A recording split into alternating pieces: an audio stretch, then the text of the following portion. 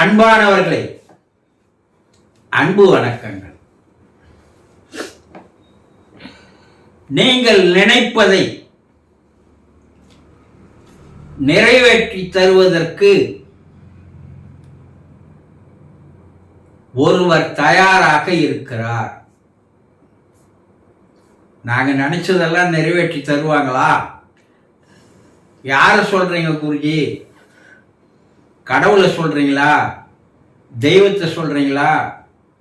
ஆண்டவனை சொல்றீங்களா? இறைவனை சொல்றீங்களா? உங்களுக்குள்ள ஒரு கேள்வி ஓடுது இல்லையா? இவர்கள் எல்லாம் அடுத்த நிலைதான்.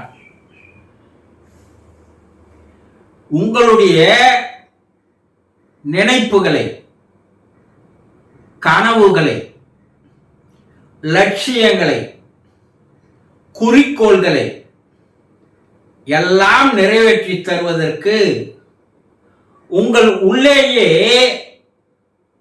ஒருவர் காத்திருக்கிறார். யார்தான் அது? சொல்லுங்களேன். என்ன கேட்குறீங்கல்ல? உங்களுடைய ஆழ்மனம்தான், வேற யாரும் கிடையாது. நீங்கள் நினைப்பதையெல்லாம், உங்களுடைய கனவுகளை எல்லாம் நிறைவேற்றி தருவது உங்களுடைய ஆழ்மனம்தான். இறைவனோ, கடவுளோ, ஆண்டவனோ, தெய்வமோ, பரம்பொருளோ, பரமபிதாவோ, பரமசிவனோ,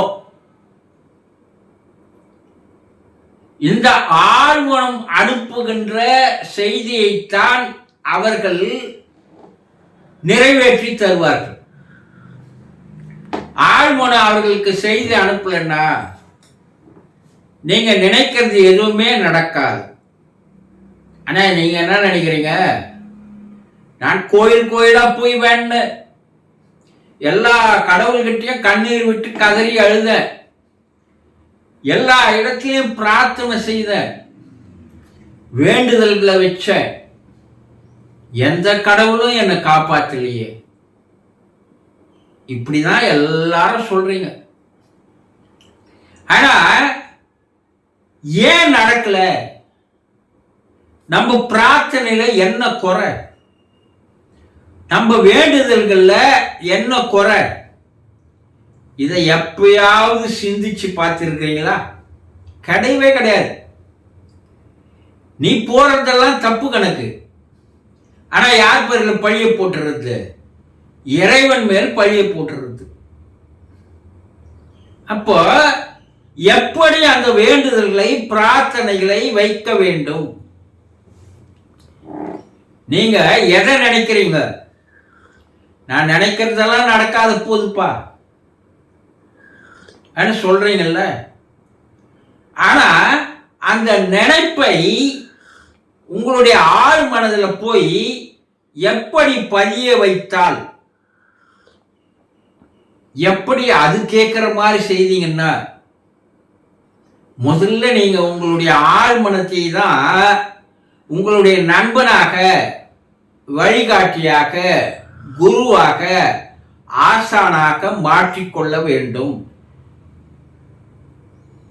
அது தெரியாமல் நீங்கள் நினைப்பது, கற்பனை செய்வது, கனவு காண்பது, உங்களுடைய லட்சியங்கள், குறிக்கோள்கள் இவையெல்லாம் நிறைவேறாது.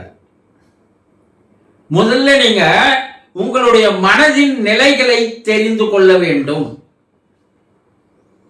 இன்றைய உளவியல், மனவியல் விஞ்ஞானிகள் உங்களுடைய மனதை 3 நிலைகளாக பிரிக்கிறார்கள். மேல்மனம், நடுமனம், ஆழ்மனம். இதுக்கு கீழே ஒரு மனம் இருக்கு, பிரபஞ்ச மனம்.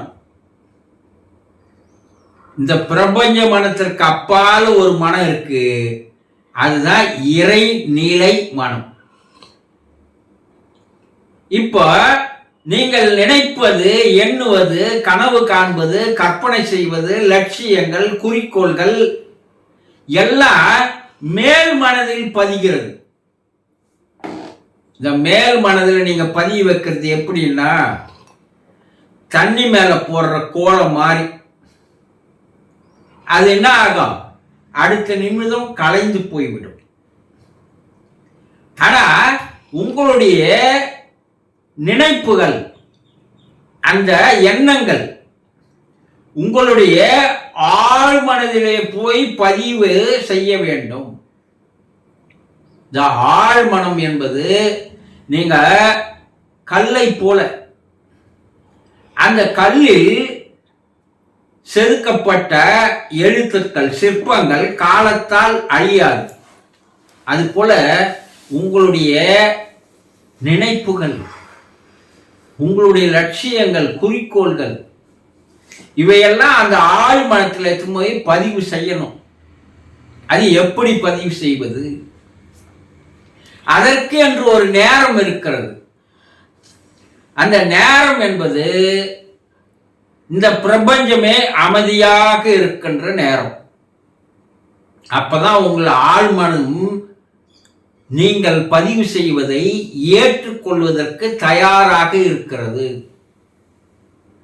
அந்த நேரத்தில் நீங்க எதை நினைக்கிறீங்க, எதை அடையணும்னு நினைக்கிறீங்க, எந்த லட்சியத்தை நோக்கி போகணும்னு நினைக்கிறீங்க, உங்களுடைய குறிக்கோள் என்ன, இதையெல்லாம் ஒரு முறைக்கு 100 முறை ஒரு நாளைக்கு நினைத்து கொண்டே இருக்க வேண்டும். எறும்பு ஊற ஊற ஊற கல்லும் தேயும் என்று சொல்லுவாங்க இல்லையா? அது போல உங்களுடைய அதே நினைப்பு, நீங்கள் தொடர்ந்து அதை நினைத்து கொண்டே இருந்தால் அது படிப்படியாக போய் உங்களுடைய ஆழ் மனதிலே சரியாக பதிவாகிறது. உங்க ஆழ்மனம் என்ன பண்ணுதுன்னா உடனடியாக அது பிரபஞ்ச மனத்திற்கு அனுப்புகிறது. பா, இவருடைய லட்சியம் இது, இவருடைய குறிக்கோள் இது, இவருடைய கனவு இது, இவருடைய நினைப்பு இது, இந்தா இதை தயவு செய்து நிறைவேற்றித்தா என்று உங்களுடைய சூப்பர் கான்சியஸ் மைண்ட் என்ன பண்ணுது, யூனிவர்சல் மைண்டுக்கு அனுப்புகிறது. இந்த யூனிவர்சல் மைண்ட் என்ன பண்ணுதுன்னா அது இறைவன், கடவுள், தெய்வம் நீங்க சொல்றீங்க இல்லையா, அதெல்லாம் இந்த பிரபஞ்சத்திற்குள் அடக்கும். அது அந்த தெய்வ சக்தியிடம், அந்த இறை ஆற்றலிடம் அந்த மெசேஜ் அப்படியே தருகிறது.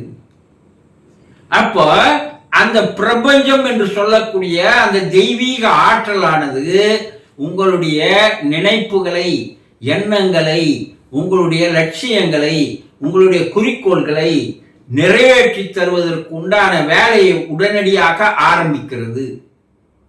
அது படிப்படியாக உங்களுடைய நினைப்பை நிறைவேற்றுவதற்குண்டான சூழ்நிலைகளை, வாய்ப்புகளை, சந்தர்ப்பங்களை உங்களிடம் கொண்டு வந்து சேர்க்கிறது.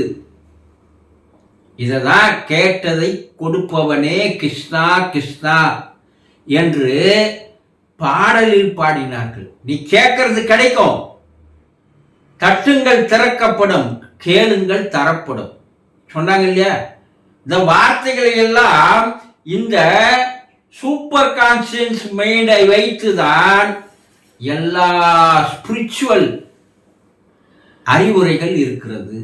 ஆக உங்களுடைய நினைப்புகளை எல்லாம் நிறைவேற்றி தருகின்ற ஒன்று உங்களுடைய ஆழ்மனம் என்பதை சரியாக தெரிந்து கொள்ளுங்கள். சந்தோஷம்.